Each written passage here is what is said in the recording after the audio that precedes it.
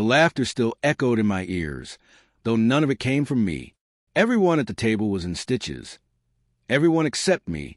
My wife, Hannah, had just lifted her wine glass with a sly smirk and quipped, "Maybe I should swap my husband for a newer model. Any volunteers?" The table erupted in amusement. Friends, co-workers, even the waiter cracked a grin. But I stayed silent, staring at her. It wasn't a joke that stopped me cold. It was the way she said it, sharp, deliberate, rehearsed, like it had slipped from her heart before her mind could soften the blow. And when the laughter faded, I finally spoke. My words cut through the room like glass scraping metal. "Maybe you already have."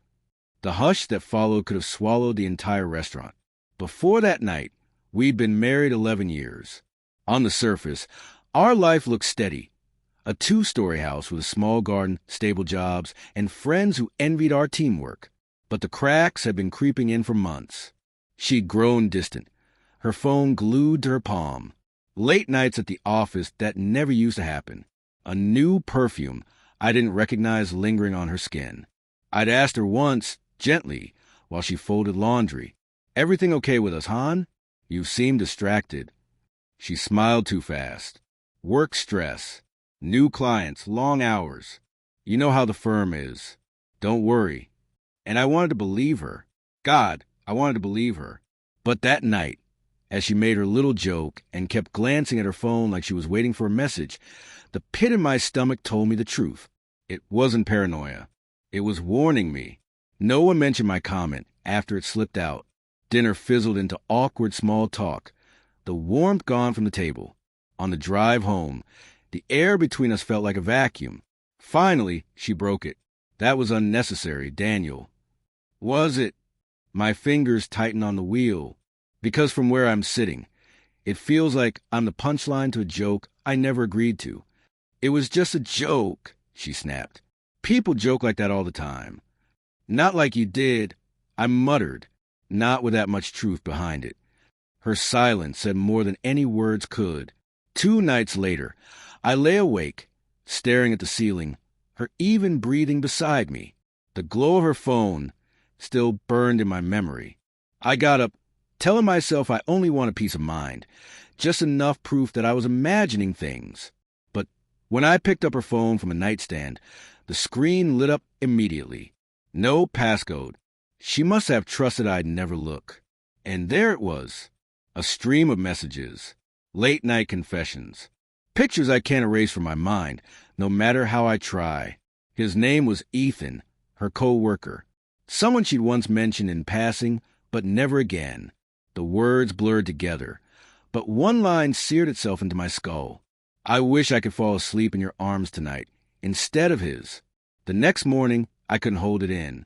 As she poured herself coffee, I set her phone on the counter. "Want to explain this?"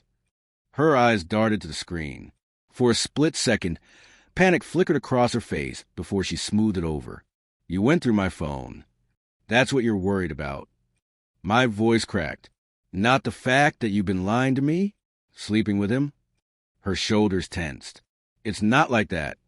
"Then what is it, Hannah?" I demanded. "Tell me which part I wish I could fall asleep in your arms, instead of this I misunderstood."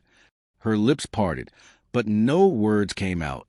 And in that silence, I had my answer. Over the next hour, she tried everything. It was only texting. Emotional, maybe, but meaningless. A mistake. "You haven't exactly been present either," she said. "Always working, always tired." Each excuse felt like another blade pressing into me. I wanted to scream, to smash something, to make her feel even a fraction of my pain. Instead, I sat there, numb, my coffee growing cold. "You joked about trading me," I whispered. "But it wasn't a joke, was it? You already had him lined up as a replacement." Her face crumpled, tears spilling down her cheeks. "No, I don't want him. I don't want anyone but you. I just lost sight of us." But I couldn't believe her anymore. We tried for a few weeks, counseling, long talks, empty promises. But once you've seen betrayal with your own eyes, you can't unsee it. Every time she picked up her phone, I wondered who she was texting. Every time she came home late, I wondered if she'd really been at work. Trust doesn't glue back together. It leaves cracks that never fade. One evening, she reached for my hand on the couch. I pulled away without meaning to. The look in her eyes wasn't anger. It was resignation. She knew, and so did I. The night we decided to separate, there were no screams, no accusations, just silence thick enough to choke us both. "I never thought we'd end like this," she whispered, tracing the rim of her glass. "Neither did I said. "But you ended us the moment you let someone else into what was supposed to be ours." Her tears fell fast, but I didn't reach for her this time. Couldn't. When I packed my bags, she stood in the doorway, clutching the sweater I'd bought her last winter. "Do you hate me?" she asked. I paused. Hate would have been easier, cleaner. "No," I said finally. "I just don't know who you are anymore." And with that, I walked out. It's been 6 months now. People still ask what happened between us. Some of our friends whisper about that night at the restaurant, the joke that froze a room. But what they don't realize is the joke didn't end us. It was just a crack that let the truth seep out. Sometimes I replay it all in my mind, the laughter, the silence, the weight of my reply. And I wonder if I'd stayed quiet that night, forced a smile, swallowed the unease. Would we still be together? But then I remember the messages, the lies, the way she looked at me when she realized I knew. The marriage had ended long before that joke. That night, I simply found the courage to face it. Betrayal doesn't always scream. Sometimes it laughs at a dinner table, hidden behind clinking glasses and polished smiles. Sometimes it whispers through midnight text messages meant for someone else. And sometimes all it takes is a single reply, a truth spoken aloud in a room full of laughter, to bring everything crashing down. Because in that moment, when I said, "Maybe you already have," I wasn't just calling out her joke. I was calling out the end of us.